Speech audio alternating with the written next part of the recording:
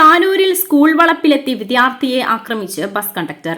നാട്ടുകാർ പിടികൂടി പോലീസിൽ ഏൽപ്പിച്ച കണ്ടക്ടറെ നിസാര വകുപ്പുകൾ ചുമത്തി കേസെടുത്ത് വിട്ടയച്ച് പോലീസ്.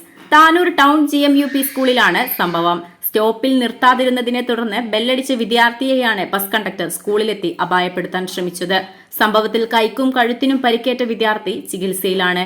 താനൂർ ഒട്ടുംപുറം റൂട്ടിൽ സർവീസ് നടത്തുന്ന ഖദീജ ബസ്സിലെ കണ്ടക്ടറായ മൂലയ്ക്കൽ താമസിക്കുന്ന ഇബ്രാഹിമിനെയാണ് പോലീസ് അറസ്റ്റ് ചെയ്തത്. 7ാം ക്ലാസ് വിദ്യാർത്ഥിയായ 13-കാരനാണ് ഇയാളുടെ ആക്രമണത്തിന് ഇരയായത്. ഒട്ടുംപുറത്ത് നിന്ന് സഹോദരനൊപ്പം ബസ്സിൽ കയറിയ വിദ്യാർത്ഥി ജമാൽ പീടികയിൽ ഇറങ്ങേണ്ടതായിരുന്നു. ബന്ധുവീട്ടിൽ പോകാനുണ്ടായിരുന്നതിനാലാണ് ജമാൽ പീടികയിൽ ഇറങ്ങാൻ തീരുമാനിച്ചിരുന്നത്.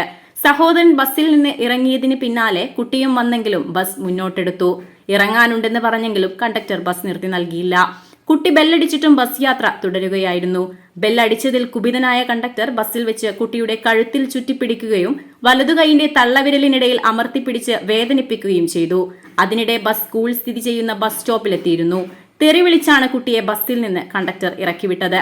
വൈകാതെ കുട്ടിയെ പിന്തുടർന്നെത്തി സ്കൂൾ സ്റ്റാഫ് റൂമിന്റെ പരിസരത്ത് നിന്ന് ഈ കുട്ടിയെ കടന്നു പിടിക്കുകയും കഴുത്തിലൂടെ വട്ടം ചുറ്റി പിടിച്ച് സ്കൂൾ വളപ്പിന് പുറത്തേക്ക് വലിച്ചിഴക്കുകയും ചെയ്തു. Basith wedding mall, Basith arcade, Poongottukulam, Tirur.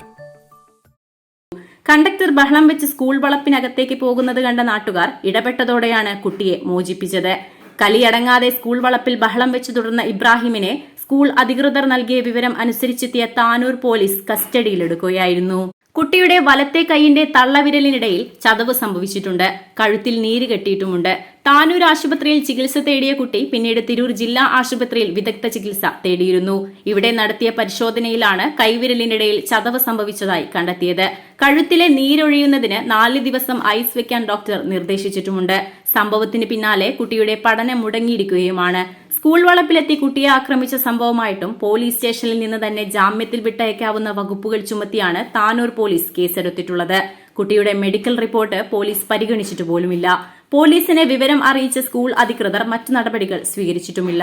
ബുധനാഴ്ച സ്കൂളിലെത്തിയ പോലീസിന് ആവശ്യമായ സഹായങ്ങൾ ചെയ്തു നൽകിയിട്ടുണ്ടെന്നാണ് സ്കൂൾ അധികൃതരുടെ വിശദീകരണം.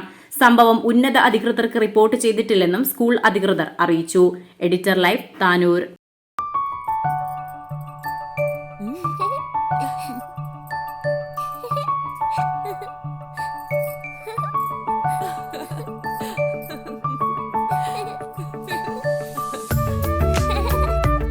ചില നോട്ടങ്ങൾ പറയാതെ പറയുന്ന ഓർമ്മകളാണ്. ആ ഓർമ്മകൾ എനിക്ക് സമ്മാനിച്ചതെല്ലാം വിലപ്പെട്ടതുമാണ്.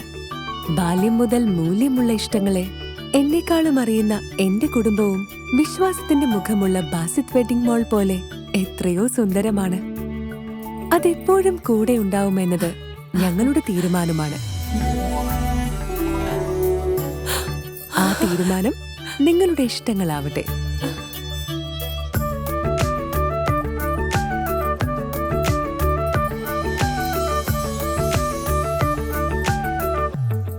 വർഷത്തെ വിശ്വസ്ത പാരമ്പര്യവുമായി എന്നും എപ്പോഴും കൂടെയുണ്ടെന്ന വിശ്വാസം. Basith wedding mall, Basith arcade, Poongottukulam, Tirur.